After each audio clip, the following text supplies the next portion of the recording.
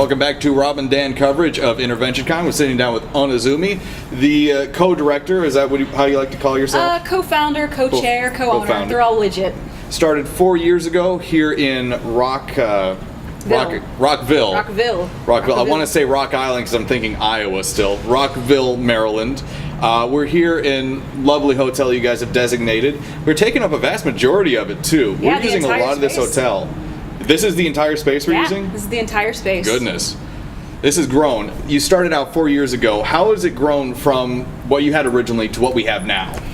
Well, basically, when we first started this, we had a little over 500 people, and it was, kind of like very small staff. I mean, we had 12. I think we went to 24. Now we're up to like 50 something in staff. Over 50 people on staff. Yeah. And, that's including security, EMS, operations, registration, and, we actually have LARP on staff. They run those as official programs for us. Mm-hmm. So so basically we've grown to about, I don't know what the numbers are this year yet, but we're under 1,000. We're like 8 something. So it's been a significant amount of growth, which for an event in this genre of this size with the budget we have is kind of awesome. Mm-hmm. Now getting started 4 years ago, did you have any idea of what you wanted to become when you first put this together, and how did you put it together? I'll wait till that passes. Intermission.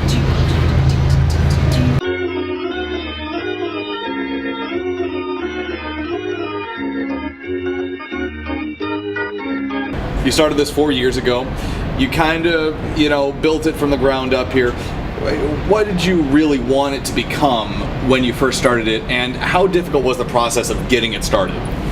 I wanted it to be about indie creators, like actual DIY. I didn't want it to be about Hollywood. I didn't want it to be about things that are going to eclipse the artists. And I wanted the heart of the event to really be supportive.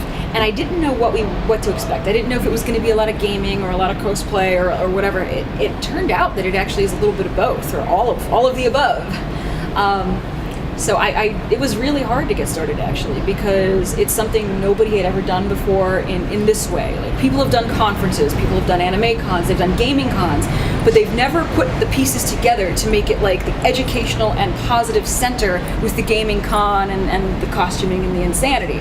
Yeah. So it was a huge financial risk. I mean, I don't recommend anybody undertake something like this unless they have about 20 to 30 grand that they're okay with possibly parting with. Just completely gone? Yeah, possibly parting with. But that's the risk that I think that, otherwise you might be. Yeah.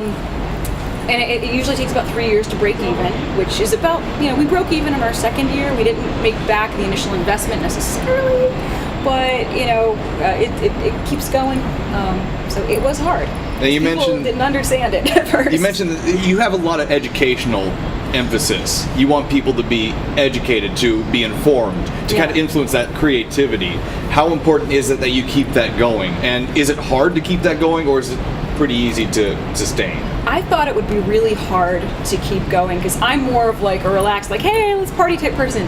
I mean, if you count partying an espresso and a cappuccino and maybe a scone, but I thought it would be hard. But honestly, the people we've attracted to this space, the hard thing is getting them to adopt the parties. Like, they want to get their learn on.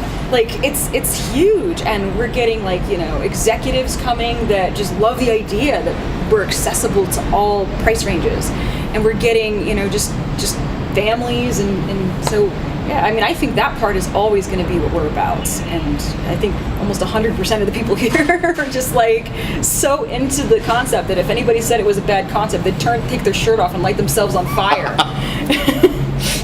Dedicated people, man. Now, you mentioned kind of being friendly towards the younger crowd. Is child safe important to you?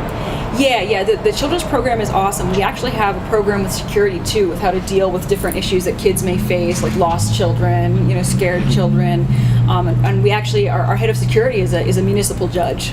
My ops manager comes from law enforcement. So, I mean, we're very serious about our procedures that are in place. We have actual, EMTs here that work right over, with the EMTs back there, I think. Not in the wall, but I think there's some that direction somewhere. Building in that direction that I'm gesturing to. So, Yeah, I don't know if I'm kind of tired, so I might have phased out in the middle of that question. Did I answer everything? Well, yeah. Child being safe to for children to wander. Yeah, family friendly. Kind of keeping swearing to a minimum. Being safe with what kind of content you're putting out. But does that restrict you at all with what kind of people you can bring in? A little bit, but but not terribly, because what we do is after 8 o'clock we close the kids' stuff up, and then we start the 21 and 21 over and everything stuff. So we have had burlesque shows here in the past because people requested it, and we had that late night. We had people at the gate, carding everyone that went in. Mm-hmm. Of course, we had like the random 14-year-old boy that tried to get in that we wouldn't let in. But it's. I don't think it's really restrictive. I actually think it's an easier sell to be more family friendly, and we've actually gotten more family friendly as time goes on. And we've brought Disney Animator this year to teach techniques from Glenn Keane, who is one of the Disney legends. So it's awesome. Speaking of those influential people, you mentioned that you're not necessarily going for the Hollywood or the starstruck kind of convention. You want people that are real, that are going to influence others in a positive way. Yeah. Are you able to bring in any kind of big names with that, or is it more you just want someone who is going to try and help the community? I would go for all of the above. Like this year, we got Mark Frauenfelder, who is very popular. One of the most popular blogs online is boingboing.net. Mm-hmm. So we got him, and we're looking for the sweet spot in a lot of these guys, like people that know what they're doing, are into our concept, but also are well known enough that and successful. But we also have people that are up and comers, mm-hmm. and it's if they have the heart, if they have something, if I feel they have something to say, and it's not just me, it's not just if Oni likes you. We actually have 3 or 4 of us that kind of go through and say, oh, this guy, or this person. If we feel that they're going to be good to work with and they have a message to get out about their creativity and they're really into it, we will have them as well. So I don't believe in popularity. I actually find that sometimes celebrity is just arbitrary, and it's just they have a lot of money to start with, and maybe they just want to come and sign autographs and put their nose in the air. That's not the person for us. Yeah. Absolutely. I don't see Tom out here, and we were talking to him just a bit ago, so I'm going to ask you this question. How important is it that some members of the press, like the Tour Radio folks, have been able to come in here and really just eagerly talk about this? I mean, Jordan, I believe, our good friend, has been here since the first year. Like, he came the very first year. How important is that they've been so eager? That is really, I would say, the foundation of intervention. Like all these guys that, them, and they have Bomb Shelter Radio is also here. They do an atrium show. That is like, my ops manager came up year 2, I think, when Bomb Shelter was doing, and they had like 100 people in the atrium. Mm-hmm. He's like, that's intervention. So really, like all you guys, it's just this is what we're about. It's. We believe that press is not just like the New York Times. Mm-hmm. Like, they're welcome here, sure, but this is what we consider the heart and soul of what we're doing, what we're trying to do. And all you guys are into it. So, I mean, everyone wins. We love what we do, absolutely. Now, looking towards the future, kind of projecting yourself out ahead, where do you see this entire organization and convention going in the next couple of years? Where do you want it to go? I want to be able to do year-round stuff with intervention. I want to be able to do maybe scholarships and awards to kind of help up-and-coming indie creators get their career going. I want to see if we can maybe expand and do other events, maybe mini events. And it's just figuring out more ways that we can give back to the community that maybe other events have not thought of. Or maybe, other events will also do it, because it seems a lot of stuff we do, we see other people starting to do now, which is awesome. Mm-hmm. Raise the bar. Absolutely. And one thing that Rob and myself have seen, especially in the last couple of years, is instead of this focus on people being independent of each other and kind of competing, and this goes along with the theme, you have everyone kind of cooperating, even if they are competing business, let's say competing broadcasters or different convention operations groups. They're all still working together, no matter what, and they're all their businesses benefit because they're sharing information, they're sharing individuals, they're sharing products. Do you feel that's something that you want to make sure continues to happen with you? Definitely. I mean, none of us are William Shatner level of popularity, so we're not. When you're an island unto yourself, those are the guys that, even if they're popular by fluke, those are the guys that plateau. Mm-hmm. No one gets anywhere alone. Like, even the most famous blogger will tell you, this guy helps me out, this woman helps me out, we all, if you research the really successful people, you'll see the number one thing is they are successful networkers. And for our industry, which some people might even say it's not an industry, but I would say it is, there are stuff like this for executives, which is why they go places, but this is not for our consumer level. I mean, executives would say we're consumer level because we're not paying $500 to get in here. Yeah. And some have said I'm crazy for not charging that much, which shows that a lot of executives don't get the real world, but I am going off on a tangent. So no, tangents are important. Sometimes you get the best information out of someone who is just thinking in one direction. Yeah, exactly. That's very important. So yeah, I think the community spirit is very important. I think it's always going to be here because I believe in leadership by example. I don't tell people what to do. I try to find out on my stuff what they're good at and then put them there, wind them up, and send them forward. And I'll get in there and help, even if it's something I hate doing. Like, I mean, if I have to, I'll go up to registration and sit on registration. I've always been that way. I'll go and, I'll go bring somebody water. And people are like, why is the owner doing this? Because it's my business and I care about it. And I'm not like, you guys work for me. I'm like, we're in this together. And that's what I think you're seeing from the staff, which is contagious throughout the entire event. And Hartnell and I have always been that way. Now, Hartnell is the other co-founder? Yeah. Hartnell, we're actually married. People joke that he's Mr. Onezumi. Because, basically, he's all, with almost every creative project that's indie, you see there's two people on it.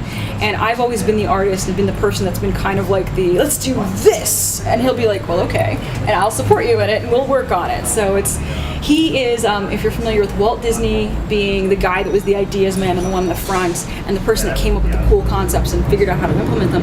Then there was Roy Disney that was the guy behind the curtain that figured out how to get the money, figured out how to get told him Disneyland wouldn't work as a little carnival, he had to go big, which is why you notice intervention is not just a few rooms, it's the whole space, the whole function space. And that was James saying, Roy said it to Walt, no different here. If you want to make an impact, you've got to go big, even if it's a financial risk. Even if we're not using all the space, because we have to control the atmosphere. We've had other events inside our space before by mistake, and it happens with hotels. Mm-hmm. And that killed a lot of the vibe. Half of my event in 2010 on this side people avoided because they saw there was a prayer service going on. Mm-hmm. And I was like, go big and always have somebody that can counteract your worst characteristics, which we've been able to do successfully. That's the important part. Now, you mentioned the financial burden earlier. Yeah. You mentioned that your husband kind of helps make sure that all comes together properly. You did a Kickstarter. Actually, we didn't.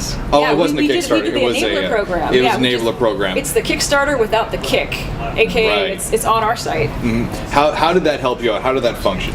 It was really good. It allowed us to keep the base price low for getting into the event, so it could be accessible. But people that could afford to pay more were able to give us more money and get cool things for that, like VIP party experiences, free Wi-Fi, a handmade owl, or a T-shirt. Sometimes one guy has lifetime admission because he gave us level 7, which is I think over $1,000 or something. So that helped us fund it a lot because it's kind of like angel investors in some ways, although they're not really angel investors.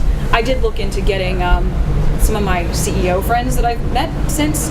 I've actually talked to them about getting funding with venture capital and stuff, and that's really not for us because what happens there, and what they don't tell you on TV really, is that venture capitalists want to fund your company for say 4 or 5 years, and if you're not profitable, they cut you up and put you out of business and basically they vivisect you.